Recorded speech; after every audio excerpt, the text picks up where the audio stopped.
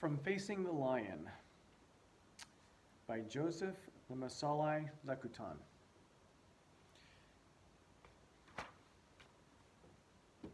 I'm going to tell you the lion story. Where I live in northern Kenya, the lion is a symbol of bravery and pride. Lions have a special presence. If you kill a lion, you're respected by everyone. Other warriors even make up songs about how brave you are. So it is every warrior's dream to kill a lion at one point or another, growing up. Growing up, I had a lot of interaction with wild animals, elephants, rhinos, Cape buffalo, hyenas. But at the time of this story, when I was about 14, I'd never come face to face with a lion, ever. I'd heard stories from all the young warriors who told me, wow, yesterday we chased this lion, bragging about it. And I always said, big deal. What's the big deal about a lion? It's just an animal. If I can defend myself against elephants or rhinos, I thought, why not a lion? I was just back from school for vacation. It was December, and there was enough rain. It was green and beautiful everywhere. The cows were giving plenty of milk. In order to get away from ticks, the cattle had been taken down to the lowlands. There's good grass there, though it's drier than the high country, with some rocks here and there. There are no ticks, so you don't have to worry about the health of the cattle, but the area is known for its fierce lions. They roam freely there, as if they own the land. I spent 2 days in the village with my mom. Then my brother, Ngoling, came home to have his hair braided and asked me to go to the cattle camp along with an elder who was on his way there. I'd say the cattle camp was 18 to 24 miles away, depending on the route, though some rocky areas and lots of shrubs. My spear was broken, so I left it at home. I carried a small stick and a small club. I wore my nanga, which is a red cloth tied around my waist. It took us all day to get there, but at sunset we were walking through the gap in the acacia branch fence that surrounded our camp. There were several cattle camps scattered over a 5-mile radius. At night we could see fires in the distance, so we knew that we were not alone. As soon as we got there, my brother Lamatarian told us that 2 lions had been terrorizing the camps. But lions are smart. Like thieves, they go somewhere, they look, they take, but they don't go back to the same place again. Well, that was our lucky day. That evening, when the cows got back from grazing, we had a lot of milk to drink. So we were well fed.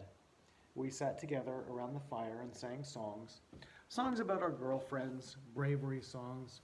We swapped stories, and I told stories about school.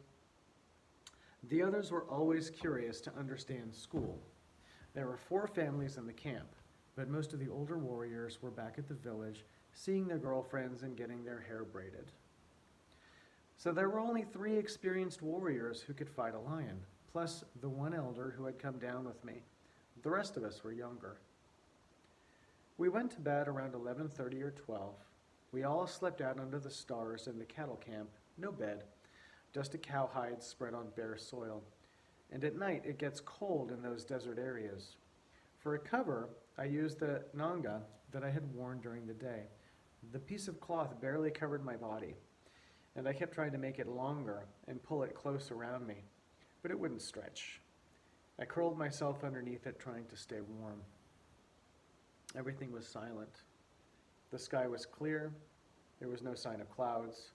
The fire was just out. The stars were like millions of diamonds in the sky. One by one, everybody fell asleep. Although I was tired, I was the last to sleep. I was so excited about taking the cows out the following morning. During the middle of the night, I woke up to this huge sound, like rain, but not really like rain. I looked up. The starlight was gone, clouds were everywhere, and there was a drizzle falling. But that wasn't the sound.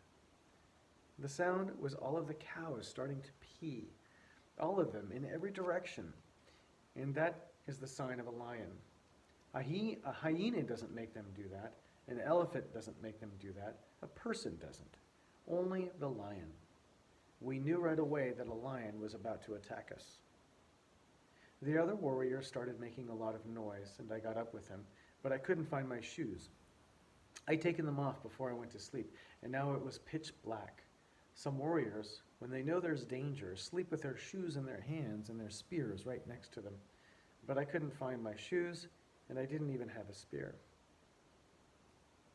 Then the lion made just one noise. Roar! One huge roar. We started running toward the noise. Right then we heard a cow making a rasping, guttural sound, and we knew that the lion had her by the throat. Cows were everywhere. They ran into one another and into us too. We could hear noises from all directions, people shouting, cows running, but we couldn't see a thing. My brother heard the lion right next to him and threw his spear. He missed the lion, and lucky for the rest of us, he missed us too. Eventually, we began to get used to the darkness, but it was still difficult to tell a lion from a cow. My brother was the first to arrive where the cow had been killed. The way we figured it was this. 2 lions had attacked the camp. Lions are very intelligent. They had split up. One had stayed at the southern end of the camp, where we were sleeping, while the other had gone to the northern end. The wind was blowing from south to north. The cows smelled the lion at the southern end and stampeded to the north toward the other waiting lion. When I asked my brother, "Hey, what's going on?" he said, "The lion killed Ngonea. Ngonea was my mother's favorite cow, and Ngonea's family was the best one in the herd. My mother depended on her to produce more milk than any other cow. She loved Ngonea, really. At night, she would get up to pet her. I was very angry. I said, I wish to see this lion right now. He's going to see a man he's never seen before." Just as we were talking, a second death cry came from the other end of the camp. Again, we ran, but as we got closer, I told everyone to stop. He's going to kill all the cows. I told my brother, and I think this is where the school thing comes in. I told him, look, if we keep chasing this lion, he's going to kill more and more. So why don't we let him eat what he has now, and tomorrow morning we'll go hunting for him. My brother said, yes, that's a good idea, and it was agreed. For the first time, I felt like it was part of the Brotherhood of Warriors. I had just made a decision I was proud of. It was muddy, it was dark, we were in the middle of nowhere, and right then we had cows that were miles away. They had stampeded in every direction, and we could not protect them. So we came back to camp and made a big fire. I looked for my shoes, and I found them. By that time, I was bruised all over from the cows banging into me, and my legs were bloody from the scratches I got from the acacia thorns. I hurt all over. We started talking about how we were going to hunt the lion the next day. I could tell my brother was worried and wanted to get me out of danger. He said, listen, you're fast, you can run. Run and tell the people at the other camps to come and help. We only have 3 real warriors here, and the rest of you are younger. No way, I said. Are you kidding me? I'm a warrior. I'm just as brave as you, and I'm not going anywhere. At this point, I had actually seen the lion, and I absolutely refused to leave. My brother said, I'm going to ask you one more time, please go get help. Go to the other camp and tell the warriors that we found the 2 lions that have been terrorizing everyone, and we need to kill them today. I said, no, I'm not going. So he said, fine, and sent the youngest boy, who was only about 8. When daylight came, I took the little boy's spear and walked out from the camp with the others. Barely 200 yards away were 2 lions. The 2 lions. One had its head right in the cow, eating from the inside, and one was just lying around. She was full. As we approached them, we sang a lion song. We're going to get the lion. It's going to be a great day for all of us. All the warriors will be happy. We'll save all our cows. As we got closer, the older man who was with us kept telling us to be careful. We should wait for help, he said. This is dangerous. You have no idea what lions can do. But no one would listen to him. The other guys were saying, we can do it. Be brave, everyone. We were encouraging each other, hyping ourselves up. My brother was so angry, so upset about our mother's favorite cow that he was crying. You killed Ngonea.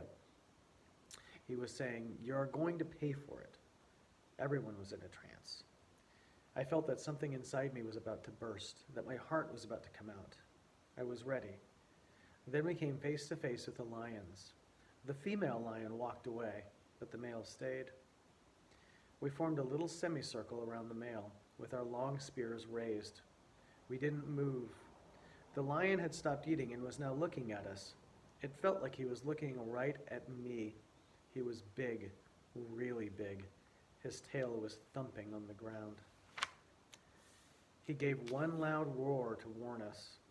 Everything shook. The ground where I was standing started to tremble. I could see right into his throat. That's how close we were. His mouth was huge and full of gore from the cow. I could count his teeth. His face and mane were red with blood. Blood was everywhere. The lion slowly got up so he could show us his full presence. He roared again. The second roar almost broke my eardrums. The lion was now pacing up and down, walking in small circles. He was looking at our feet and then at our eyes. They say a lion can figure out who will be the first person to spear it. I edged closer to my brother, being careful not to give any sign of lifting or throwing my spear, and I said, "Where's that other camp?"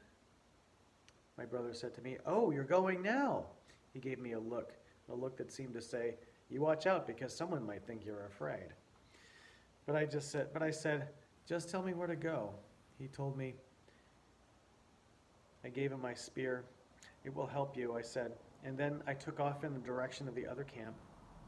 No warrior looked back to see where I was going. They were all concentrating on the lion. As I ran toward the camp, I saw that the little boy had done his job well.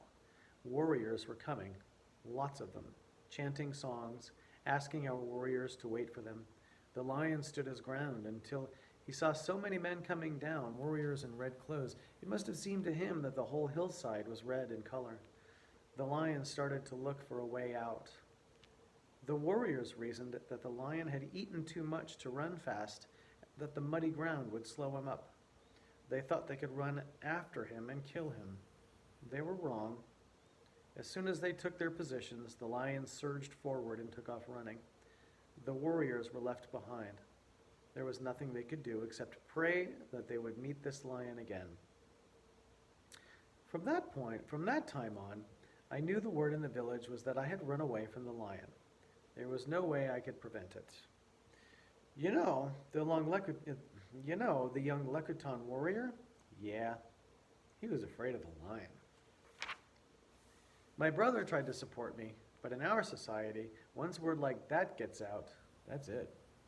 So I knew that I'd have to prove myself, to prove that I'm not a coward.